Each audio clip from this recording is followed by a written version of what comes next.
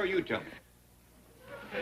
Well, I forgot. There's the king coming to stay at the Drysdale's house. King Alexander. Yeah, now I remember. Let me tell him. Well, I'm telling him. You ain't. Ain't. Hold on now, Jethro. You tell me. Well, it's a foreign-sounding name.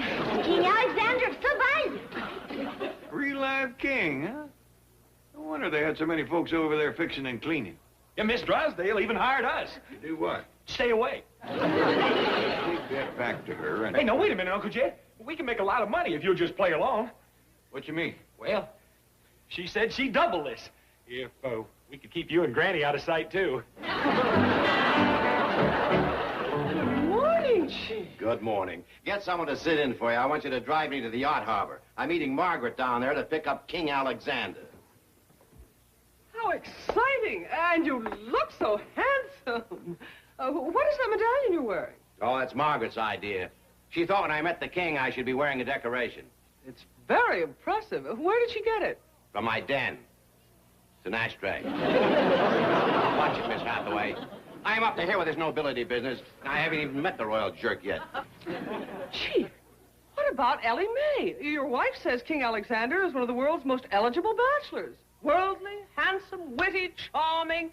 Look, those things don't count when we're talking about a lifetime companion for my sweet little Ellie. Well, naturally, he'd need other important qualities to make him a good husband. Right, and he doesn't have them. No? Not a nickel. That's not what I meant. But why do you say that? Because I've checked every financial rating book here, and he isn't even listed. Well, he probably has a secret Swiss bank account. Alexander is the last of the big-time monarchs, always at one resort or another, on a yacht somewhere. Really? Yes, I've read that he's worth billions. Billions? Well, maybe he's a man of good character after all. Good character or good credit? There's a difference. Miss Hathaway, what if the king and Ellie Mae were to fall in love and there was a merger? I believe you mean marriage. Yes, we've got to introduce them right away. But Chief, it will take time to teach Ellie enough protocol even to meet the king. Sir Milburn Drysdale, banker to the Royal Majesties. Oh, with the king's billions and the Clampett's billions in my bank, I can wheel and deal with the big money boys. The Rockefellers, Baron Rothschild, Bing Crosby. Mr. Drysdale? Hello, Mr. Clampett. Howdy, Miss Jane. I'm sorry to bother you, but it's about that king that's coming to visit you. Not me, you. Me? And your family. I told him all about the Clampetts, and he wants to meet you right away. Chief! Well, doggy.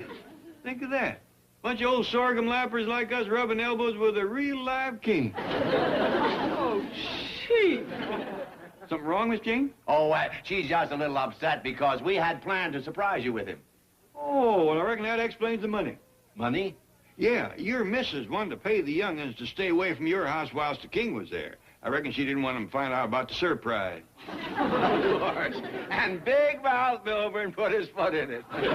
Both feet, and it's too late to pull them out. Well, we'll have to be leaving to pick up the king. Now, you go home, and I'll have His Highness there in about an hour, and have Ellie in her nicest dress. No more. Telephone call for His Royal Highness, King Alexander of Sabalia. Put the call in here. It's for you, Alex. Yes? Oh, thank you. My new host, Mr. and Mrs. Drysdale, just Robin. Alex, why don't you stop being an international freeloader? If you'd settle down and apply yourself, you could be a first-class busboy. I am a king, not a steward. I was supposed to be a guest on your yacht. For the first 2 years, you were a guest. Then on, you pay for your passage. I offered to pay. I have billions in my Swiss bank account. You have billions of Sabalian gluttonies. The currency of my country. Why, this paper napkin is worth more than a gluttony. Wait a minute. It is a gluttony. I ran short of napkins. The Drysdale are just here. Please go. Huh? Oh, excuse me. Can I borrow your coat? All right. Thank you.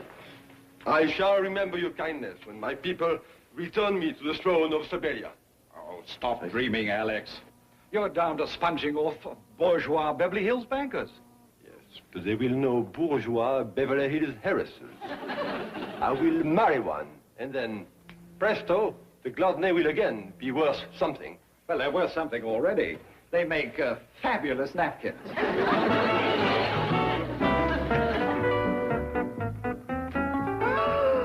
Your Majesty!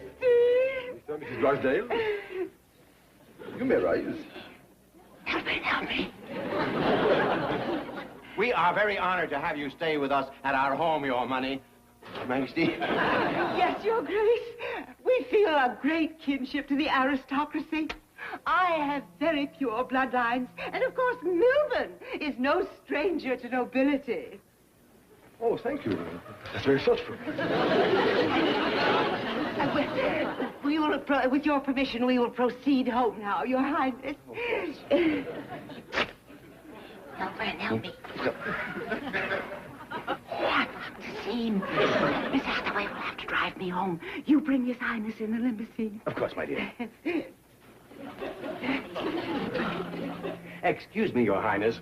Speaking man to king, I've heard you're worth billions. Is that true? Quite true. Oh, really? Well, I know a family you must meet. If you like. Oh. Shall we?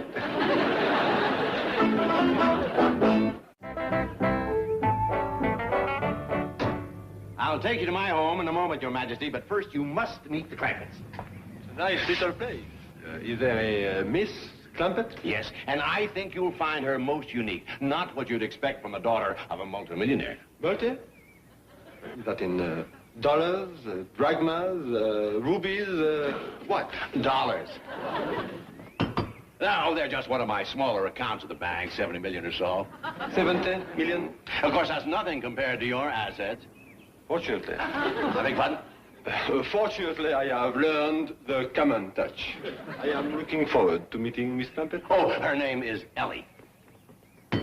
Just purchased his company from home. It ain't the same. Jethro says the kings wear gold crowns and fur-trimmed cakes and... Come in, come in. Come in, Your Highness. I seem to have lost my money clip. You see, he ain't nothing to get all boggled over. You can say that again. I look outside. May I present His Most Royal August Highness, King Alexander of Sabavia. Howdy, I'm Jed Clampett. Oh, Mr. and Mrs. Clampett? Oh, no, we ain't married. Oh, but then you must be the beautiful lady I've heard so much about. Miss Clampett? Ellie, what an exquisite creature you are. Silver-haired beauty. Ellie. Granny, he thinks you're Ellie. Say something. Oh. In good time, Jed. All right.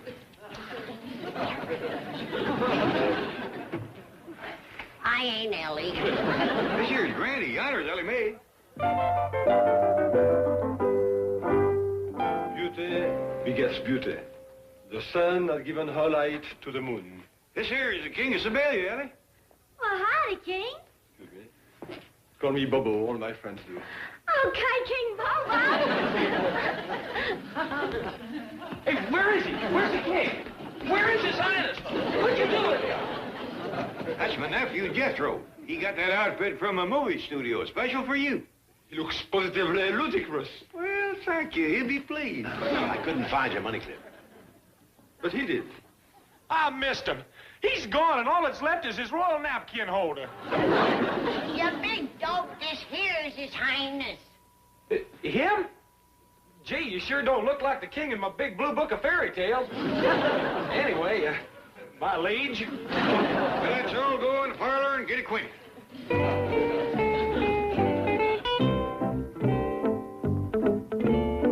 Hello, Miss Hathaway. Chief, where have you been? Your wife has been phoning every 5 minutes since I took her home. She thinks you kidnapped King Alexander. For once, she's right. And he couldn't have cared less about protocol when he saw Ellie Mae. Well, I hope there's no language problem. What do you mean? Those two can speak in a universal language. You mean love? Money. Milburn? Quick, lock the door. Hello, Uncle Milby. Doreen, what are you doing in town? The question to be answered is, what have you done with His Highness? I asked first, what is she doing here? She's my niece, and I asked her to fly here and be King Alexander's companion during his visit. Companion? What about getting married? You are already married. No. She and no more. Poor little thing. She rushed into it before she was ready. But I'm not bitter. Maybe my next husband will be Mr. Right. 7's my lucky number. Leonard was number 7, dear. Now, what have you done with Alexander? I think he's visiting friends. I don't know what you're up to, Milburn. Probably something to do with his money. But Doreen is not going to let you out of her sight until she meets the king. Right, Auntie Meg. I've never married royalty before. Unless you count the Pancake King. You stay right here, dear. I'm going to see if His Highness is in the basement. Doreen, why don't you fix your makeup in there? You want to look your best when you meet the king. Oh, I sure do. How's this for openers? You always were a shy little thing. Duke, she'll wreck everything. Howdy, Mr. Drysdale, Miss Jane. We done invited King Alexander to stay over with us for a while. And I got to get you to tell me where to pick up his suitcases. Wonderful. Thank you. There. I know who you are. You do? They're looking for you. You have? She thinks he's king. My name's Doreen. Can I be one of your friends and call you Bobo? Shucks, you can call me Gatorface if you want to. Bobo's okay. Why don't we get out of here and go for a ride? All right. I see you're dressed first. You bet. Let's go. Ain't nothing that turns a girl's head like a uniform.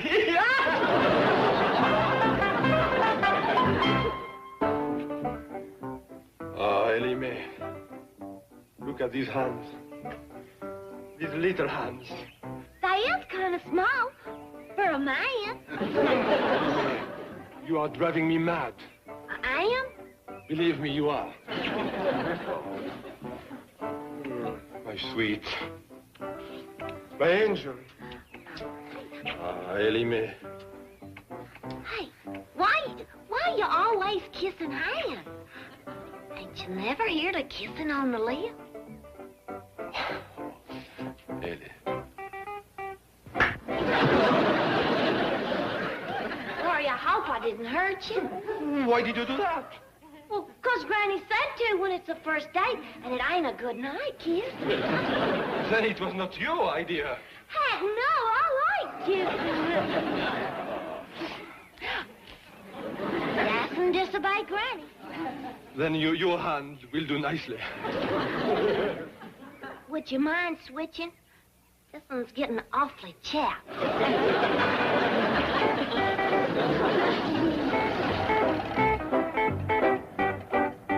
Well, here we are. This is the Drysdale place. I thought you owned all sorts of fabulous sports cars. Oh, no, just this one. Thanks for the ride. Yeah, now I'll pick you up right here for our date tonight. But I thought you were staying here, too. Oh, heck no. Already live next door. Oh, that's a break. What are we going to be doing tonight? Oh, I got some real big plans. We's gonna go frog hunting.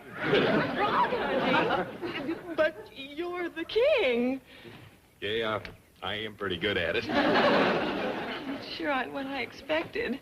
This truck and frog hunting tonight. And as for your famous wit, I've only seen half of it. Thank you. I ain't even warmed up yet.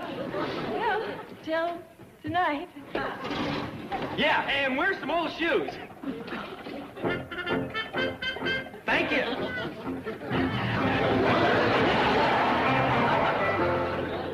Never seen the like yet.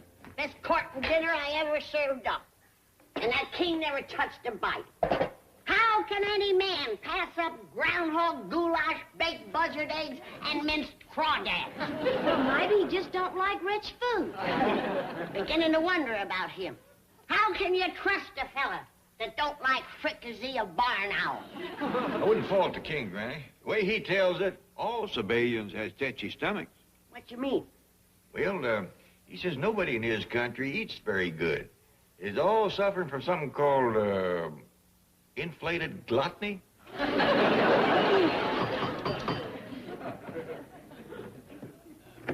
Oh, thank you, Your Majesty. I heard you were staying, so I dropped by with your luggage. I'm sorry that there is so much of it. I am carrying several suitcases full of currency. Oh, really? Oh, of course, with your kind of money, I suppose a suitcase full here and there doesn't amount to much, huh? With my kind of money, you are absolutely right. So if you're staying here, why don't you let me keep it for you at my bank? Very well. Why don't you open an account for me with the money in these two, huh? Wonderful. And do you want me to contact your Swiss bank for the balance? Well, perhaps after Ellie and I are married. You're getting married? I am mad about her. Unfortunately, her enthusiasm for the idea does not equal mine. Well, just how much enthusiasm does she have? Roughly speaking, none. Well, she can't refuse you. You're the king of Siberia. I know. But to use her exact words, she said, that don't cut no mustard with me. Well, pardon me, Your Highness. Maybe it's because you're not acting enough like a king. What? Well, I mean, don't you have a uniform you can impress her with, a crown or a cape or something like that? Of course, but do you think that will make much difference? Oh, howdy, my lady. Mr. Drysdale, somebody left these suitcases on the front porch. They belong to His Highness. Thank you, Jethro. Well, thank you. That niece of yours sure took a shine to me. I don't know what done it. Either my uniform or my personal poise and magnetism.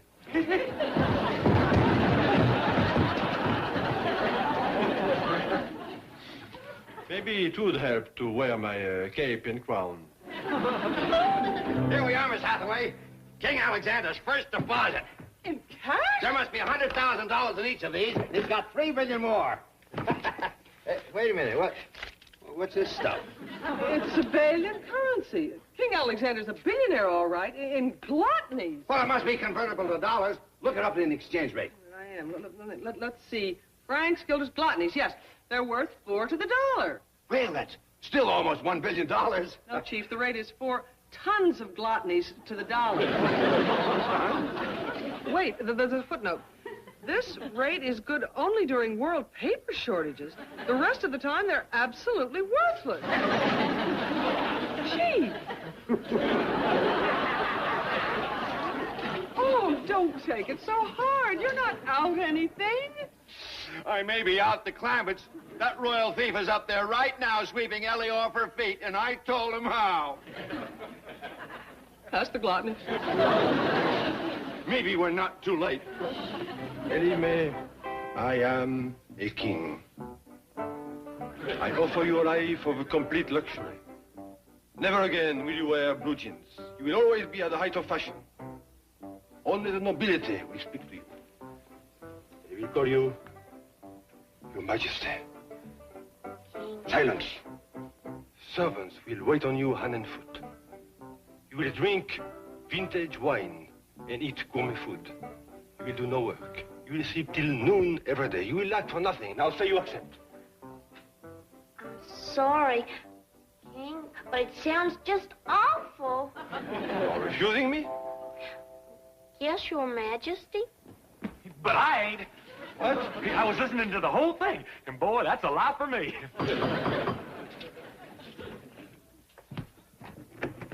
Hi, Doreen.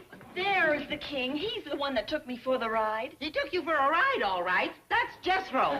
There's the real king. Your Majesty. Doreen, I gotta break our date tonight. I'm going to Siberia to live a life of luxury. Drysdale, madame, I'm afraid I must say goodbye. The yacht I came in is sailing in 2 hours. Hot dog, I'll get packed. But you can't leave. You haven't gotten to know Doreen yet. Oh, forget it, Aunt Meg. I am going back to Boston. Jethro was bad enough, but this one looks like something out of the big blue book of fairy tales. Doreen! Oh, forgive her, Your Majesty. She's really lovely and single. Is she by any chance rich? Well, she's gotten 7 divorce settlements. Wait, mademoiselle, wait! I will make you my queen! Well, this is the last of the court and dinner leftovers. Ellie, Hope you don't feel too bad about the king leaving and chasing back to Boston. Well, heck no. I never did love him. And when he put on that crown and got so uppity, well, I didn't even like it. Leastways, he said we could have his suitcases. I can hardly wait to see what's in them. I already looked, and every one was filled with nothing but paper napkins. But they're nice ones. Well, tuck 'em in and let's eat.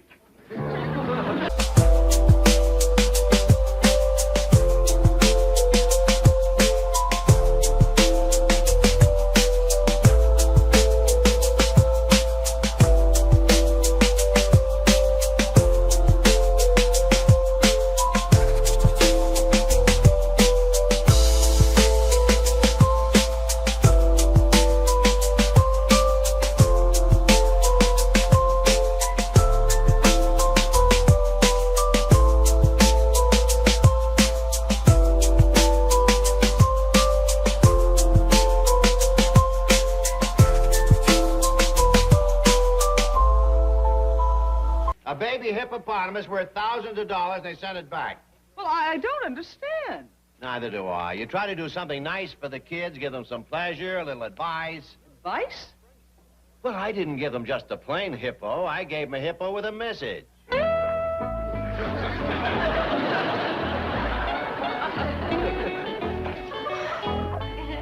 Chief, how could you? Now, what's wrong with that? Kids don't read enough these days. But to turn a baby hippopotamus into a signboard. Oh, it's only water paint it washes right off. That way, I can change the message every few days. Uncle Milby? Well, Milburn Drysdale is kind of cold and formal.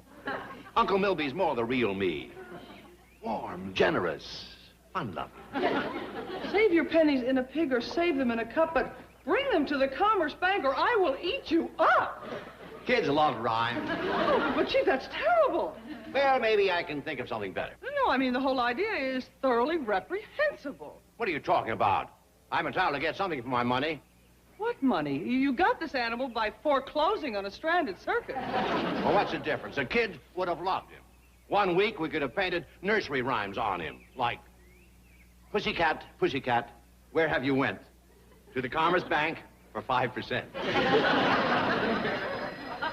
Your telephone's ringing.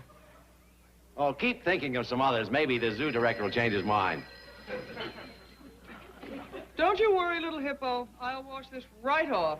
Now, Jethro, I don't want any more argument. I want a chicken pen, and I want it right up against Miss Drysdale's head. Well, Miss Drysdale ain't gonna like it. What she don't like, she can lump. If I put the pen up against the hedge, some of the chickens will slip through and go to scratching up Miss Drysdale's flowers. You think so? Is you trying to provoke a scrap with Miss Drysdale? Why, Jethro, she's my next-door neighbor. My dear friend. A lovely lady. Well, I just hope you mean what... Hey, Granny? Hey, there's a real funny-looking critter next door. Oh, out in the yard, is she? I can't see too good, but it's big and fat and ugly and got a mouth like a gator. That's my dear friend, all right. Here, Granny, you look.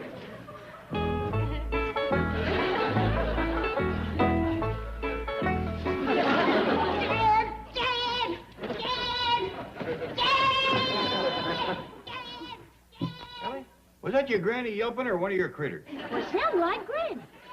Annie Mae, Kid, who is it complains when I tries to raise chickens in the back? Miss Drysdale. And who is it squawks when I tries to raise a cow? Miss Drysdale. And who is it screams to a high heaven when I try to run a goat or a sheep? Granny, what are you getting at? I'm getting at this. That spiteful woman has turned her backyard into a hog lot. A hog lot? Granny, Miss Drysdale wouldn't touch a hog with a 10-foot pole. She's got one now that she better not try to touch without a 10-foot pole. What you mean? We raised us some big porkers back home in the hills. But this hog makes a razorback look like a ground squirrel. Come on, here. Come on. Is that a hog or is that a hog? That's a hog. Biggest thing I ever did see. When you yell suey at that rascal, you better not stand twixt him and a trough. You know something? I don't think that's a big hog at all. Shh. Don't mean mouse him, Ellie. hate to get that hog riled. I mean, he's something else. That's better. I wonder where Miss Drysdale got to hold him. Ellie, run around the back door and ask her. Granny, I think this could have come from Africa. That must be someplace in Virginia. Virginia? Yeah, they raise awful big hogs there. Feed them on peanuts. Well, there's a goober grabber if I ever seen one. Real whopper.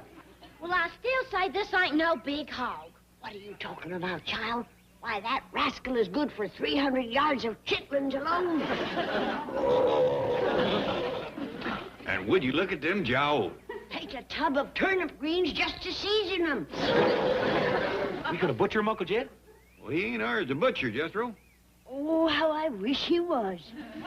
Well, I'm telling you, that critter ain't no butchering hog. And I'm telling you, you're deaf. That animal is standing on a pair of 200-pound hams. And that bacon would fill a smokehouse. Look at the size of them pig knuckles. But listen, Ellie, you run ask Miss Drysdale where she got him. Like I told you. And while you're at it, ask her, could we buy him off her? But, Pa, Ellie may do as you're told. Time is a-wasting. Uncle Jed, if you buy that rascal, we's gonna be eating high on the hog, sure enough. High, low, and in between. First thing I'm gonna do is send one of them hams to Lee Summit, Missouri. That Willie Marr thinks she can cure a big ham. Granny, can't you just send her a picture? Why, you'd be giving away 1,000 ham sandwiches. No, Jethro. Missouri is the show-me state. They gotta see it to believe it. They could see this and still not believe it. Granny, the maid says Miss Drysdale's back in Boston. Do tell. What about the mister? Well, he's down to the bank. Ain't nobody home but the maid, and she don't know nothing about this critter. Well, nobody's home, huh? Jethro, instead of a chicken pen, you make me a hog pen. Ellie Mae, you... Hog pen? Granny, you ain't fixing to bring this critter home. Well, somebody's got to look after him, Jed. He's wasting away to skin and bones. You leave him right there till I talk to Mr. Drysdale. Well, suppose he don't want to sell him. Well, then that's our tough luck. Come on, everybody. Giddy up, come on. Granny, I said leave that hog here. Jed, I'm doing everything I can to keep him here. I'm even sitting on him.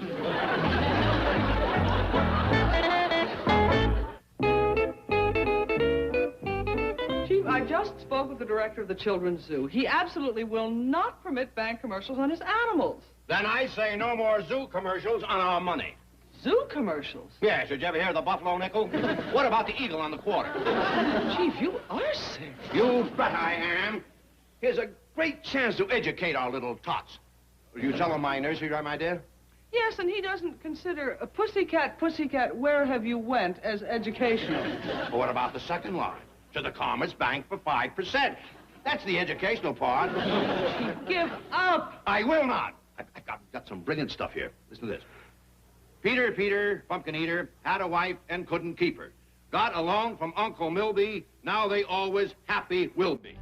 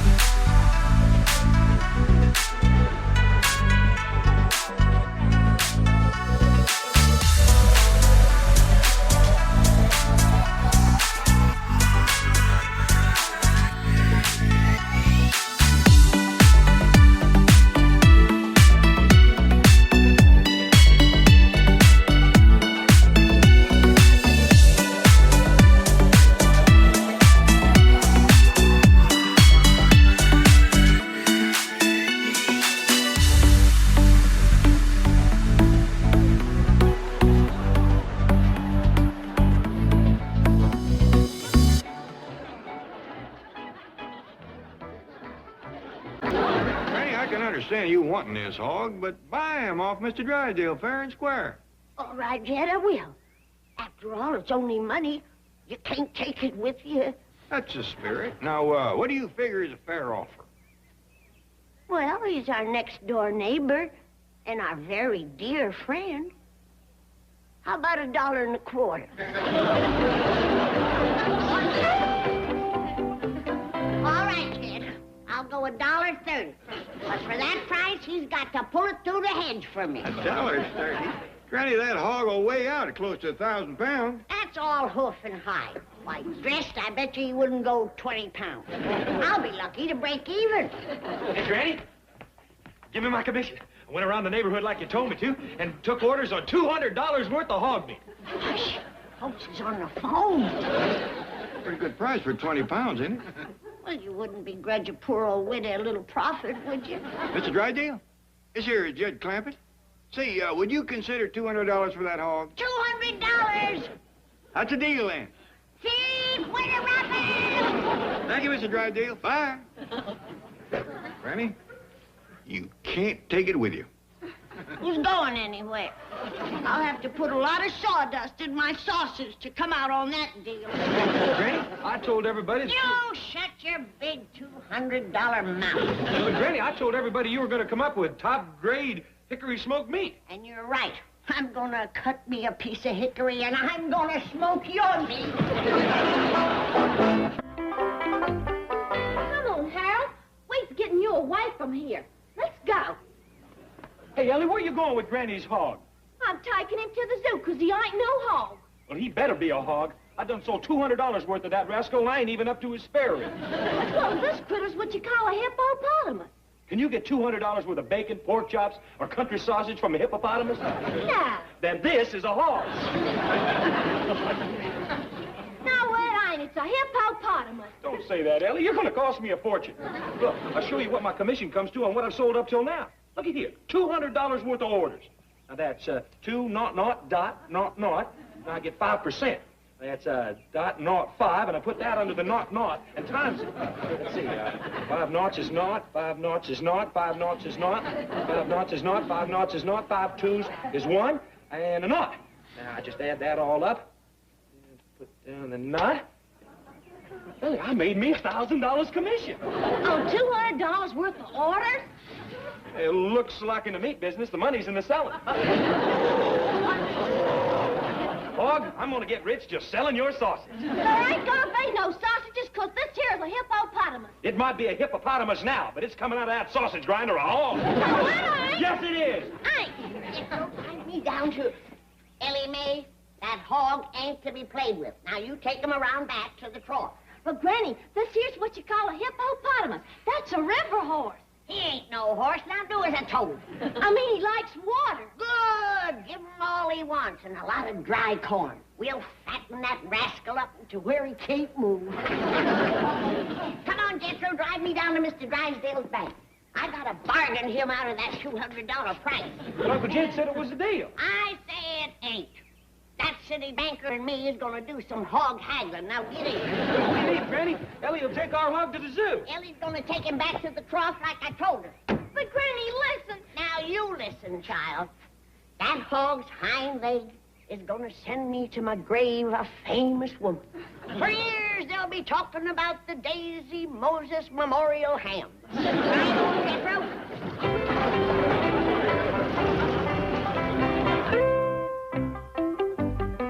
Chief, the owner of the circus just called. Oh, good. Did he get the bank commercial tattooed on my fat lady? Of course not. He wants to know if you'll take a baby elephant off his hands. No, I won't. The Children's Zoo would love to have it. They would, eh? Well, maybe we can work something out. Now, let's see. A nickel drop into my trunkle. Draw 5% from sweet old uncle. No, Chief, no. I have told you the Children's Zoo will not permit you to paint bank commercials on their animals. Then they don't get the elephant. No more, Mr. Nice Guy. Chief, listen, please. It seems that the baby hippo and the baby elephant were inseparable companions. Now the baby elephant is pining away for his friend. They should be together. But how can they be? I just sold the hippo to the Clampetts. They think it's a big hog. Hey, wait a minute. Maybe I can tell them the elephant is a long-nosed calf. Can we come in? Granny, Jethro, how are you? How's that big hog? He's too darn high. That's how he is. You hornswoggled jet out of $200 when you sold him that puny hog. Puny? But you speak when you're spoke to. Now, you and me is gonna do some hog haggling. There's no need to, Granny. You can have him free. Oh, no. I came here to haggle, and we's gonna haggle. Now, you set a price, then I'll make an offer. Then we'll lock horns and go at it. Granny, if he's willing... You listen and learn, boy. I'll show you how it's done. All right, let her fly. I'll sell you the hog for $50. I'll give you 10. 40. 20. 30. 40. 40. 50, and that's my last offer. Well, all right. So... Get him. He don't know what hit him. But, Granny, he was going to sell you the hog for $30. Didn't learn a thing, did you? I'll see if I got $50 in my reticule. You might have to carry me for part of it. Oh, no problem. Oh, Granny, as long as we're dealing, how would you like to buy a long-nosed calf? Oh, no. No, Chief. You are not going to sell her that. But if she wants it? No, I absolutely will not let you. Jethro, you are now watching the oldest trick in the haggling business. You see, she, pretending that she wants the calf, is supposed to make me want it all the more. That's what they call chumming the sucker. Here's your money for the hog. We'll talk about the calf some other time, when your partner ain't around. Well, I'll be right with you, Granny. Mr. Drysdale, I'm going to open up a big account with you. Yeah, I'm making money hand over fist. Wonderful. How are you doing it, Jethro? Well, selling meat on commission. I made $1,000 already today. What kind of meat are you selling? Oh, hickory smoked ham, bacon, chops, ribs, you name it, I got it. Well, then, put me down for $50 with the bacon and ribs. I'll take $20 worth. Hot dog. 50 and 20. Naught, fetch down the naught. 5 and 2, fetch down the 7. Times dot, naught, 5. I've done made another $350. Jethro, when do we get the meat? Oh, quick as Granny butchers that big hog you done sold her. What did he say? He said, quote, quick as Granny butchers that big hog you done sold her, unquote. I thought that's what he said. I'd better get Mr. Clampett on the phone and tell him to stop Granny. I'll say you'd better. And if anything happens to that hippo, Uncle Milby will be Uncle Mud. Strike the water, don't you, Harold? Granny's scared of it, so we safe in here. Ellie Mae's drowning my hog. Quick, Jethro, jump in and pull him out. Give him mouth-to-mouth recitation. I ain't getting close to them jowls till he's on a plate. He won't drown, Granny. He likes the water. She done turned him into a pet. Forget him, Jethro. By the time he gets out of the water, he'll be ruined. There ain't no market for soggy sausage. Granny, how's the hog? Is he all right? Oh, he's fine. He's fine. We just giving him a bath. I tell you what, I'll trade you.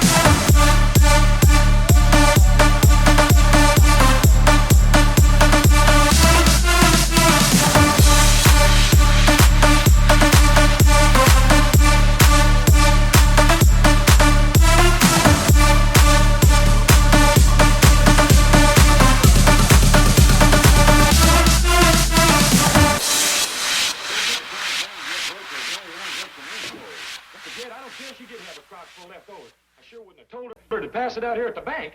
Don't worry about it, boy. Yeah, but you seen what it done to Bessie. Oh, she's acting like her and me's engaged. I know. That's the reason I switched Crocs on Granny. What?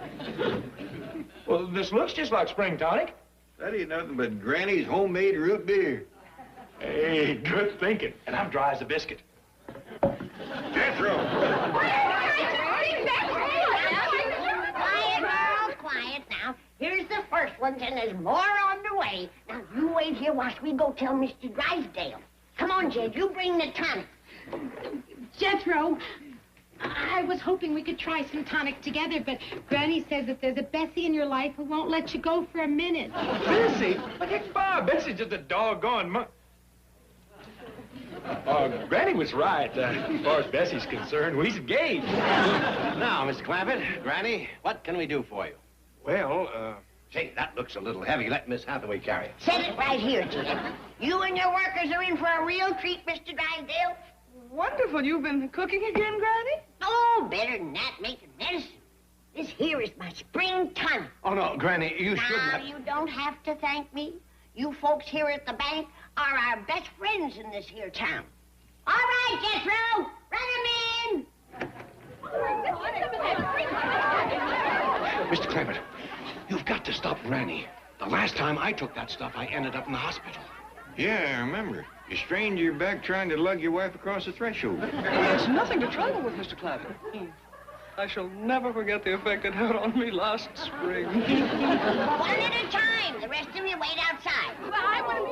I know what Granny's spring tonic does to city folks, but you can stop worrying.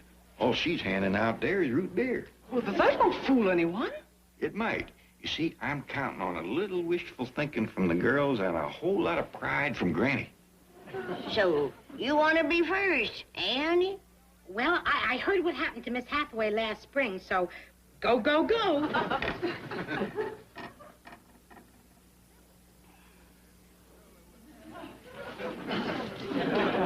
Gee, nothing's happening. It ain't. Oh, I think I'm feeling it. Of course you are. Kick up your heels little. Okay. That's better. Next. now hold it. I tell you, I have a luncheon appointment with Mr. Drysdale. I'm Dr. Roy Clyburn. Yippee! Hi, handsome. Girls, wait until you taste that groovy tonic. Granny's a wizard.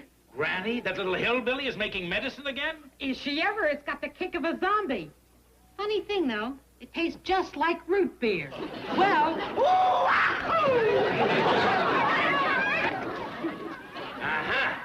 Dr. Clyburn. So, Granny, you're at it again.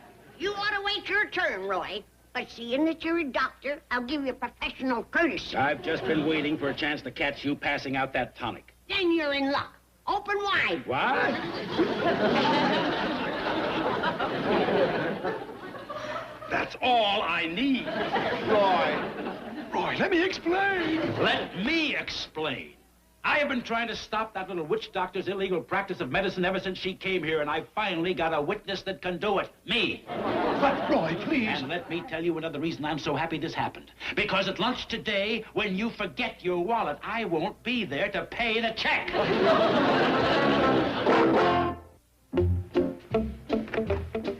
how much tonic did y'all pass out? Just 2 doses. One girl and Dr. Clyburn. And Miss Jane said to come back and pass the rest out later? We wasn't thinking, Granny. It would be hard for him to tend to the banking business with all that high-powered tonic sloshing around inside of him. Ellie, it's the best batch I ever made. Why, Dr. Clyburn pert near flew out that office after he took it. Hey, speaking of spring tonic, where's Bessie? Oh, she's out back waiting for you to come home. You mean that stuff ain't wore off yet? Take a look.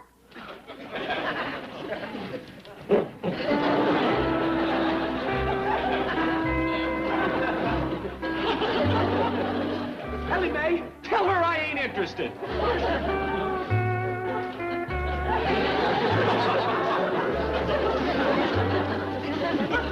Doggone!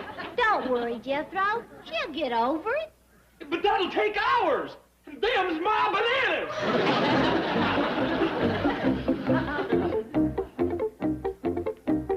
Oh, here you are. Oh, get out of my office, Milburn. I'm through talking. Granny is going to face charges for practicing and dispensing medicine without a license. But that tonic she was passing out was root beer. Good. That's another charge. Fraud. Please, boy, let's talk about it over lunch. My treat. Well, there's no need to go out. I stopped on the way. American cheese on the white. That is my lunch. Well, half of it is. Out. You can have the pickle. I have patients waiting. Granny's intentions are good. She's just a little unconventional. Unconventional? She makes Baron von Frankenstein look like Dr. Spock. You've always said that the medical profession is badly understaffed. And she just wants to help. Well, she's going to by staying out of it. And the two of us are going to see to it that she does just that. Two of you? Myself and the judge. Before I let you put that sweet little old account behind bars, I'll swallow every pill in this jar. Help yourself. They're cotton balls. Oh, please, Roy. Let Granny come down and watch you. See what modern medicine is like, and when she does, she'll know how far behind she is and quit of her own accord. Absolutely not, Milburn. All right. You forced me to do this. What are we? 12 stories up? Oh, this is going to make some very ugly headlines if you refuse me and they find a body lying down there. Milburn, now wait. Don't do anything foolish. Don't jump. Who's talking about jumping? It's your body they're going to find. Oh, boy. Give it a chance. Let Granny come down and observe. I'm begging you. Oh, stop. If you're that desperate, I'll think about it. Thank you. Bless you. How can I ever show my gratitude, my appreciation? Say, what about taking my half of the sandwich?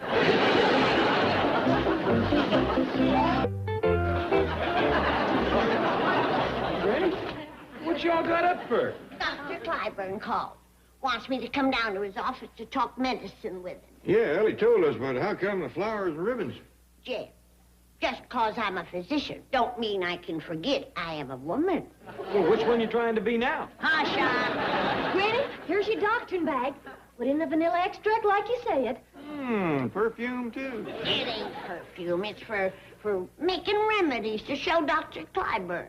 Is that what this roast chicken and homemade pumpkin pie is for? Never mind. You and Ellie go get the truck and take me down to his office. Yes, ma'am. Granny, if I didn't know better, I'd swear you had your cap set for Dr. Clyburn. Hogwash. This is nothing but a professional visit. Now stop it and tell me why you're doing this. You never gave two hoots for Dr. Clyburn before. Well, he never do a hoot for me. But now that he's calling me up and asking me down to his office and all, well, maybe we finally got something to hoot about. He sure has done a turnaround. That was an awful good batch of spring tonic he got a dose of. Believe me, Granny, that tonic he took has nothing to do with it. I probably should have had you down here long before this. I just hope it isn't too late. Oh, it's never too late, Dr. Clyburn. Can I call you Roy? Oh, Roy will be fine. Dandy. Then you don't have to call me Dr. Granny. Just call me Granny. Or, Daisy. Granny will be fine. You know, I kind of thought that my tonic had something to do with you asking me here today. But Jed said he didn't think so. Well, Jed was wrong. I've restrained myself for a long time, but after you tonicked me this morning, I knew I had to do something. Always was a great little icebreaker. I beg your pardon? Oh, nothing. What's in there? Oh, well, come on in. I'll show you.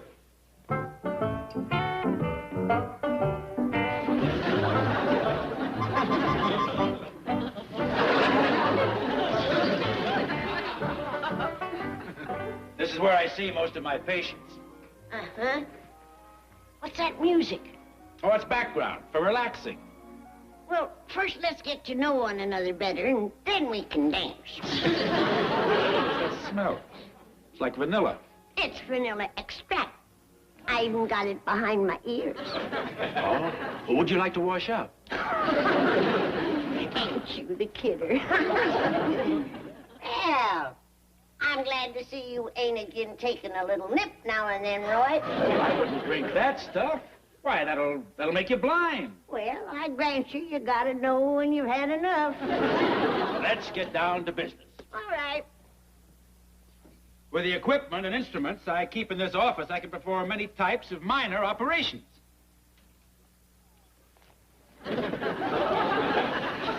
All right, then. Let's see you start carving this chicken. And after we've eaten, we'll see about that dance.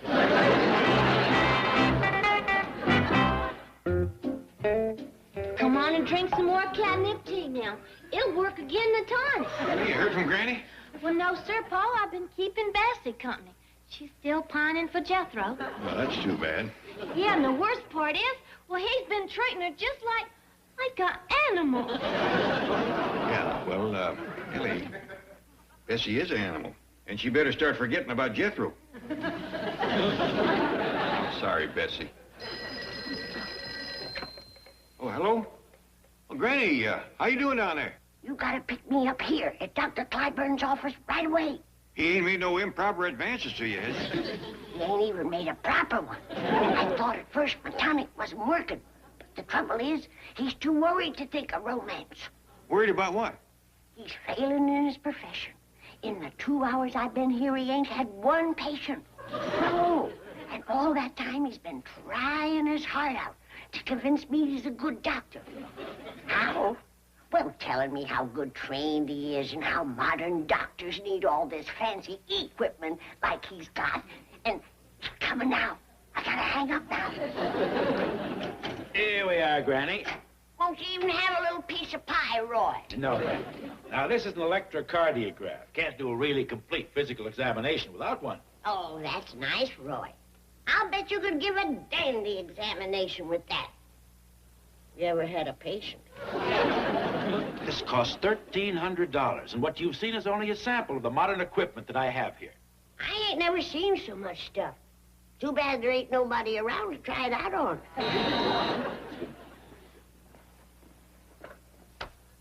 Yes? Who? Oh, now, didn't you tell her that this was my afternoon? All right, have her go into room B. Yes. I'm sorry, Granny, I didn't expect this, but I have a patient. Oh, praise be. Don't get excited. Oh, she's very influential in society, but the worst kind of a hypochondriac. Come along while I get her x-rays.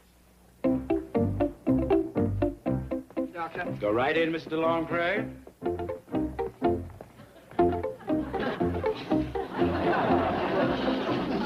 I'm Dr. Granny. I'm helping Dr. Clyburn. Good. Perhaps you can do something for me. He doesn't seem to take a proper interest in my case. And I think I know why. Before you come in, he described you as the worst kind of a hypochondriac.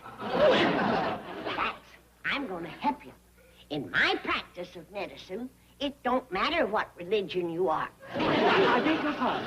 Now, what's your complaint? Well, it's rather general. I'm a little short of breath. I can't sleep. Stop right there.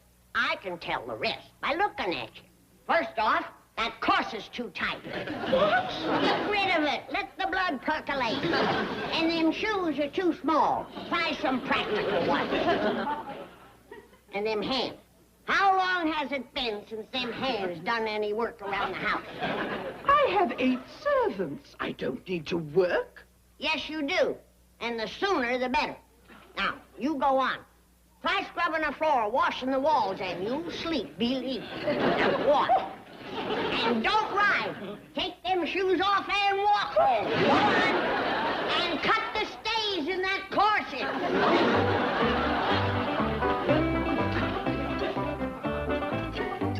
Mrs. DeLongpray just left here in a rage. You were supposed to be with me. What did you say to her?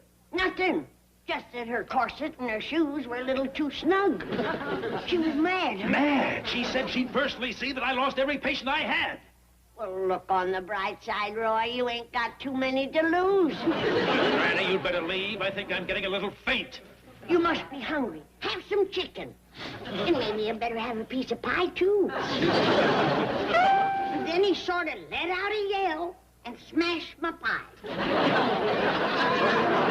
You did lose his last patient for him. Yeah. Plus, it must be awful. Seeing something you put so much into, your whole livelihood going down the drain. He has had an awful run of bad luck lately. Yeah. And then, too, This ain't exactly the hand of a natural-born healer. Well, that's probably why he had you to come down there, to give him help. I bet you didn't care nothing about romancing you. Who asked you? Anyway, we gotta help Dr. Clyburn. We gotta figure out a way to get him some patients. Jethro, you thought of anything yet? It's just a matter of time, Uncle Jet. I got my giant brain and 6 grades worth of education working on it. Yeah. Well, in the meantime, I think I know a way Dr. Clyburn could get the jump on them other Beverly Hills doctors. Well, how, Pa? By doing something none of the rest of them have thought of yet. Advertising. Good idea, Jim. What is it, Roy? What was that message about coming right over? Some emergency? Granny called to have me watching television at this hour. Said she had a surprise for me. Uh-oh. That sounds bad. What is it? I don't know. I'm almost out of tranquilizer. Here's Granny. All right. Is it working? Are we on? Howdy there. This is Dr. Granny telling you there's one of the first-class physician in Beverly Hills, Dr. Roy Clyburn, the healer with a heart. I want to show you a typical Clyburn cure. Here's a man afore-seeing Dr. Roy Clyburn, tired, run down, feeling poorly. Now, here's the same man after seeing Dr. Clyburn. Vigor restored, full of the dickens, a satisfied customer. Now I want you to all go down to the Beverly Crestview Medical Building and give this man your business. He's really up against it.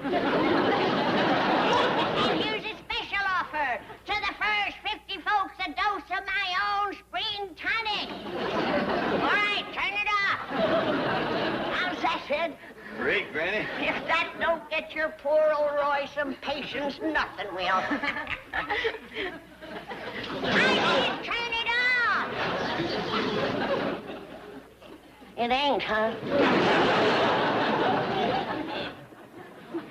Well, thanks for having us over, Roy. The only way you will leave this room is through that window. But you're on the medical board. They know you wouldn't advertise. Who cares about them? I'll never have another patient once this gets around. Roy, I'll use you. Milburn, you'll need me. Where's Dr. Granny? Dr. Granny has retired permanently. Oh, I wanted to thank her.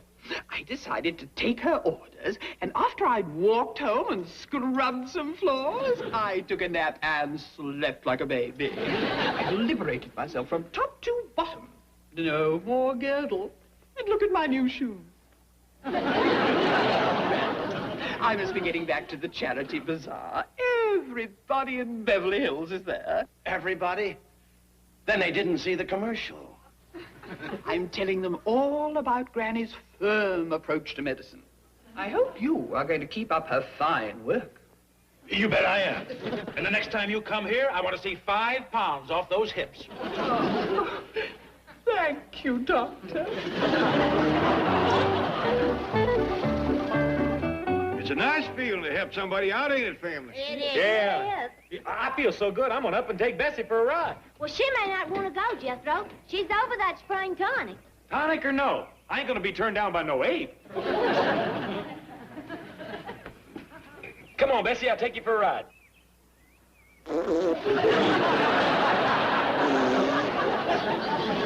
Looks like Bessie has finally gotten over her crush on Jethro.